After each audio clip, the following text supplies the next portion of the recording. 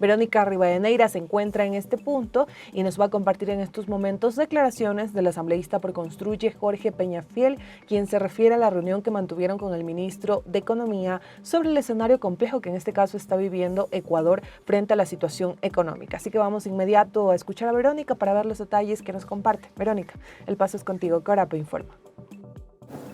Y el país se integra. Elvi, un saludo para ti y para toda la audiencia de Corape Digital TV. Nos encontramos en la Asamblea Nacional, en donde el legislador Jorge Peñafiel de Construye nos ha comentado sobre la reunión que tuvo la bancada con el ministro de Economía. Escuchemos sus declaraciones.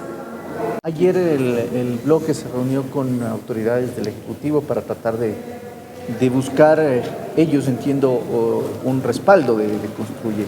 ¿Se pudo conseguir eso? ¿Qué hace falta o qué ustedes le requirieron al Ejecutivo para que pudieran apoyar el informe?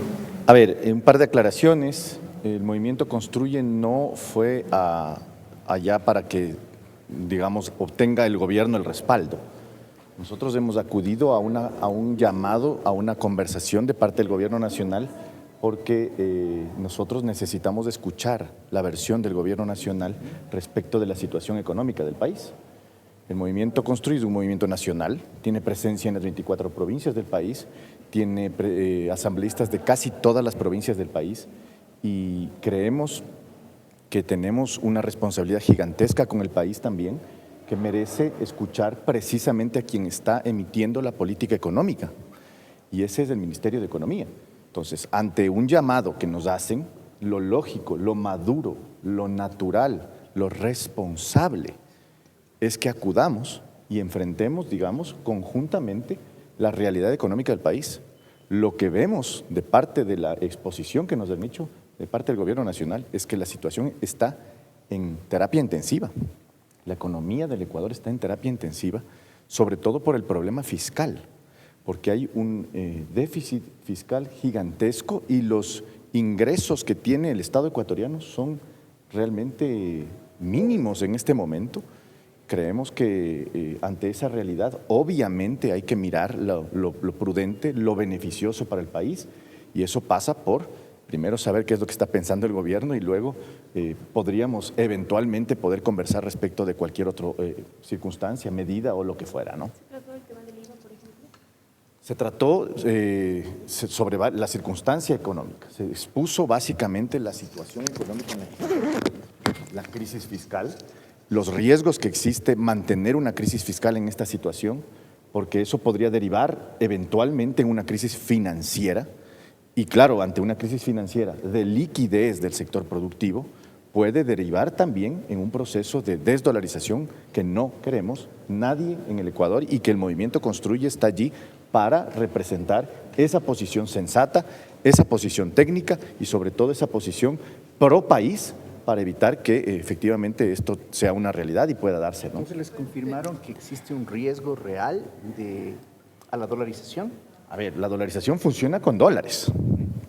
Si no hay liquidez en la economía del Ecuador, en el sector productivo, y además está sumada una crisis fiscal, en donde el Estado no tiene liquidez tampoco, y no puede, según información del propio gobierno, no podría ni siquiera pagar sueldos a fin de mes, estaríamos a finales de año, si es que las circunstancias continúan en ese sentido, con la posibilidad real de que pueda desdolarizarse la economía, ¿no? Entonces, con esto, la necesidad imperiosa y la insistencia del gobierno de que sea el IVA por la recaudación inmediata, la vía por la que se pueda solventar el conflicto armado por un lado y de otro, ¿o no han cambiado de opinión? A ver, nosotros seguimos analizando, esto es un tema de seguir identificando las fortalezas en la economía del Ecuador, qué es lo que efectivamente requiere el gobierno. No mentirle a la ciudadanía, algo fundamental respecto de cómo proceder, porque decir que es una crisis de seguridad para obtener recursos y que esos recursos no vayan a la crisis de seguridad, no vayan a atender la seguridad, también es un elemento negativo. Por tanto, hemos dicho al Ministerio de Economía, transparente las cuentas a la ciudadanía, que se vea efectivamente y el país conozca ¿cuál es la situación? Lo que nos expone a nosotros, que lo exponga al país, de tal manera que se conozca efectivamente cuál es la situación y pues a partir de ahí tomar decisiones, porque nosotros somos una organización madura, una organización responsable con el país. ¿Aceptarían que se suba el IVA al 14%, por ejemplo, que no descartó la asambleísta Centeno ayer? ¿Aceptarían ustedes eso como bancada? Nosotros, repito, no es que hemos tomado una decisión de apoyar un proyecto, nosotros vemos la economía y la circunstancia económica como un problema integral, que pasa necesariamente por, repito, la liquidez en el sector productivo, las condiciones fiscales que se encuentra, digamos, el presupuesto general del Estado, los recursos que requiere, porque también se necesita combatir la inseguridad. Es decir, hay varias crisis que están sucediendo al mismo tiempo y no podemos decir solamente de manera irresponsable una medida va a resolver el problema. Si es que el gobierno nos dice que el hueco fiscal es de 8.000 millones de dólares, estamos hablando de que 1.500 millones de dólares, que sería la recaudación del IVA, tampoco es que vendría a resolver el problema de manera total. Entonces debe analizarse también el tema de la focalización de los subsidios. ¿Cómo lo ven ustedes? Debería analizarse, lo hemos dicho, debería analizarse la focalización de los subsidios, debería analizarse el recorte del Estado de manera drástica, de manera contundente, porque de otra manera no tenemos país posible en las condiciones en que estamos. La propuesta que ustedes llevaron, ¿cuál fue concretamente? ¿Y ellos le hicieron alguna contrapropuesta? A ver, nosotros no hemos emitido ninguna propuesta. Nosotros hemos ido a escuchar. Lo que nos han dicho es que ellos quieren seguir dialogando y hemos decidido conjuntamente mantener ese diálogo absolutamente abierto con el objetivo de que se logren, digamos, el objetivo de llegar a exponer la realidad económica al país, a todo el país, y de igual manera promover soluciones conjuntas, no con el movimiento Construye solamente, sino que esto es un tema de país. Lo que pasa es que el movimiento Construye toma el primer paso de efectivamente darle esas soluciones técnicas que requiere la ciudadanía. Ahora, tomando en cuenta el pedido del Ejecutivo, que es recursos inmediatos, y que el IVA supuestamente daría recursos inmediatos, hablar de la focalización es hablar de un tema que podría tomar un tiempo hasta generarse el esquema de focalización. ¿Qué otras opciones tendría el Ejecutivo? Porque inmediatamente no se visualiza una opción, claro.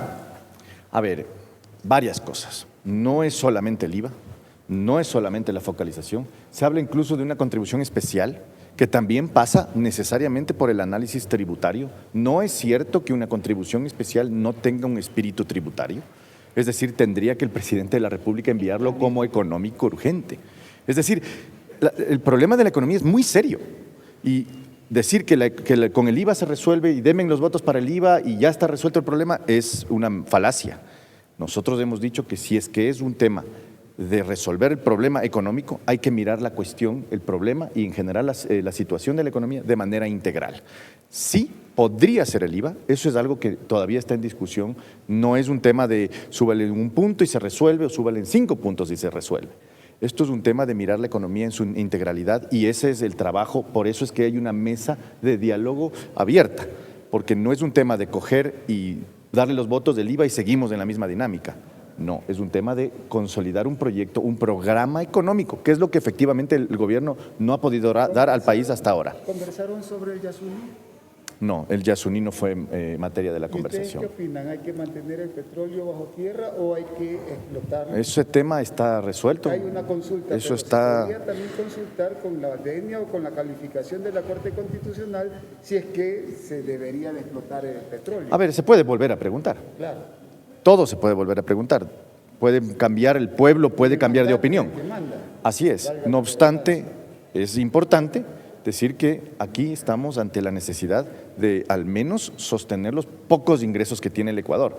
Lógicamente, no se podría adelantar ningún tipo de estrategia o condición hacia una consulta popular. Eso dependerá de la iniciativa presidencial, que es quien tiene la capacidad de presentar las preguntas para consulta popular. ¿Es la primera vez que les convoca el gobierno a ustedes? Porque ustedes hace un rato dijeron que se sentían hasta relegados de alguna manera del Ejecutivo. Bueno, no nos hemos sentido relegados, eso ha sido una realidad. No más de sentimientos, es un tema de evidenciar las cuestiones. Nos piden el apoyo porque precisamente no estamos en las comisiones económicas de la Asamblea Nacional por decisión de la mayoría de la Asamblea Nacional.